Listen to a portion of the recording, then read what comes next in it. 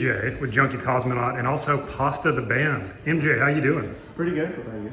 Oh, I'm doing good. Thanks for asking. So let's start off. This is a sick bass. You got it off of Facebook Marketplace? Yeah, this guy, he was I think, Army veteran, and he said that he had like neurological problems with his neck, and he said he just never had time to play bass. And he bought this thing brand new, along with like a practice bass, spent over like $1,000 on like all this different stuff, like hard shell case.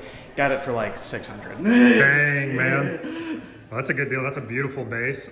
So P-bass, Squire. I like the finish on that. Yeah, it's the walnut finish. Yeah. Oh, and the strap. We got to talk about the SpongeBob strap. Yeah, so I actually went online to try to find like just another guitar strap, and then it was just one day randomly I was on Hot Topics website and I saw they had guitar straps, and then I was going through and I saw they had SpongeBob and I was like, I gotta get it. That's incredible. That was such a good choice. Thank you. Cool. So last time I saw you, you were playing a Ibanez bass. Was it a 5-string? Do I remember right? 4 strings. It was 4 strings. Okay. So what do you notice different between your Ibanez and the Squire? I mean, honestly, it's kind of a smooth transition between the two. I do miss playing my Ibanez because it was like my first bass was an Ibanez, and it's just like one of the knobs are kind of loose on it. Okay. Just gotta get it seen about, and it's just I don't know, it's like my first baby that you have. For sure, Yeah, for sure.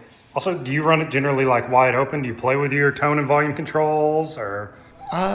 I mean, normally when I play with my tone, I try to turn the treble all the way up as much, just so I have like a brighter sound, because it is a 2-piece with no guitar. That makes sense. Well, like the bass is like one of the main focuses of the band, so you want to be able to hear it, right? Yeah. I don't want it to be like boo the entire time. So also, we got to look at your pedals. I've got a picture I'm going to put on screen here. Can you tell us a little about your pedal setup? Yeah, so originally I had another pedal. I forget what brand it was, but it was kind of similar to the one of them that's, I forget the name of it, but it's like Cockfight, I think, and it's like a mix of distortion and fuzz meets kind of wah, because you have like a wah setting, and then where it's called like the talking setting, where you just kind of flip it back and forth, and then and then I have another one that's an envelope filter that I've had for forever that I've been meaning to use, that it's just for wah, and like it's pretty cool. And if I use it by itself, it just kind of gives it like, I like to call it a wet tone, where it's just like wank. I understand that. That's awesome.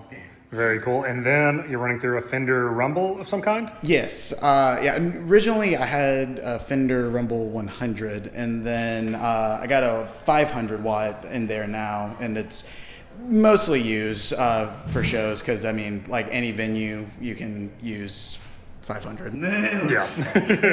Better to have too much than not enough. Exactly. Makes sense. Sick. Well, anything else about your rig or your bass playing preferences you want to mention? Not exactly. I mean, if you want me to like mention about like, I use a vocal box if you want me to talk about it. Yeah.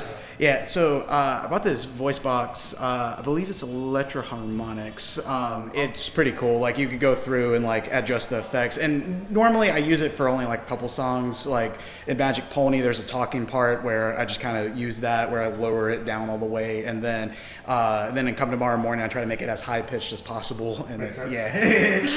Yeah, that's cool. Well, I'm excited to see some pictures. And are you running that tonight, or is that for? That's gonna be on another show. Okay, cool. Well, I'm excited to hear it in the future then.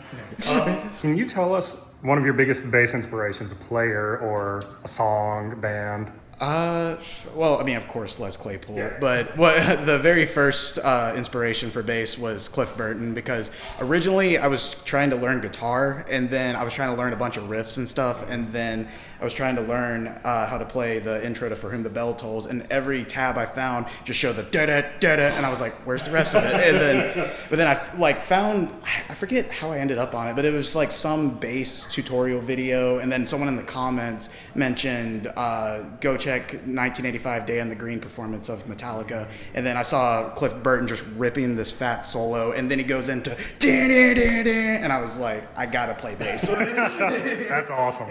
Yeah, I think Cliff Burton's definitely inspired a lot of people to play bass. Yeah, most definitely. That's awesome. Rest in peace. Rest in peace. That's sweet. Anything else? You want to shout out any stuff your band, either of them, are working on?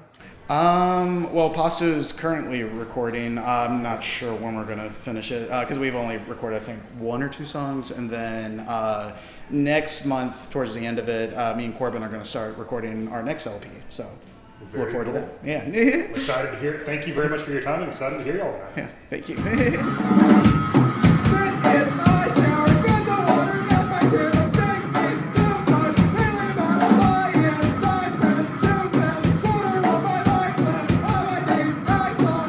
Now I'm over here with Korbin on the drums. Korbin, how you doing? Yeah, man, I'm good. I'm happy to be here. I was late. I'm sorry. You're good. You have a beautiful drum set. Would you like to tell us about it? Yeah, man. It's a Ludwig Elemental Evolution Silver Sparkle. It was actually a wedding anniversary gift for my wife. So she did pretty good. Yeah, that's really good, actually. Good job. I think it's made out of poplar, so nothing too crazy. Sizes are, let's see, 10, 12, and 16, 14 snare drum, 22-inch kick. I got Evans heads all the way around, Meinl cymbals all the way around except for 2. So this little guy is one of exceptions. This guy is from my very first drum set when I was 2. So I grabbed the cymbals from that, and like it makes for a great stack. That's awesome. Really can't go wrong. Yeah. And then Meinl on top here, and this is just kind of like a Franken like crash cymbal. Yeah. Definitely sounds more like a China cymbal. Okay. So it's my idea of a makeshift China. So doing the China, the one crash, 20-inch ride, Bison's Meinl. 18-inch crash, 14-inch hats, plastic customs, all DW and PDP gear, hardware. So obviously Vic Firth sticks. So yeah, man. Preferred like 5As, 5Bs. I rock with the 5Bs. 5Bs. I come from a pretty heavy marching background, so I like to have something to hold on to because those marching sticks are like twice the diameter of these. So like these, for example, these are 5As. Yeah. And these are just like ridiculously small to me in the hands with these. So yeah, man, Vic Firth all the way. That's what I've played since I'm marching and Perfect. now. Yeah. So If you're used to it and it works. hell yeah, man, it's a good time. You also have a cool looking drum throne. Did that come with the set? No, I actually won this at a percussion ensemble meet. Oh, no way. And they did like a raffle, and I performed with the college there. I was on Vibes, so That's awesome. it's pretty cool. We had a guest drum person, and it happened to be JP Bavay, he's a big drum guy. He's been in the scene for a minute. I Nice. have his book that he recently just came out with. Been reading that. So he was there. Super cool to like see him in person. Like such a cool guy. We literally asked him anything, and he was like, "Yeah, like so just do this, just like awesome. practice this." So very very cool educator. But yeah, that's where the throne comes from. Got it for free. It's a little beat up. It's missing a foot, so like it's got some character, but It's got a story too. yeah, it just so happens to match the silver sparkle of everything. So yeah, man, like nothing too crazy. I guess it is a bigger kit for like the scene around here. So yeah, I like it. Yeah, no, I like big drum sets. Can you tell me just either your favorite or one of your favorite drummers who's like an inspiration for you? Man, I guess in more recent times, Matt Garska is a pretty cool guy. He's pretty up there in like the drumming community, and like he obviously shows like there's levels to this shit, and like he's up there, and so yeah, I like a lot of his grooves and a lot of things inspired by him. Growing up, it was mostly like Danny Carey from Tool. I went to a Tool concert when I was 4. Like my parents took me to. So Danny Carey is definitely in my playing a lot too. When I was in like high school, middle school, Luke Holland was a cool guy like that had just came up on the scene. A lot of his drum videos, he made covers and whatnot, and he'd always add some cool flashy things. And learned a lot of Ghost Note stuff from him on the snare drum and from Matt Garska too. So.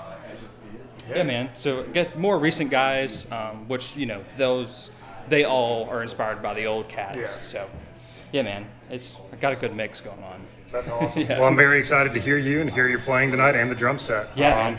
Yeah, so thanks again, and I hope you have a good one. Sweet, man. Yeah, you too.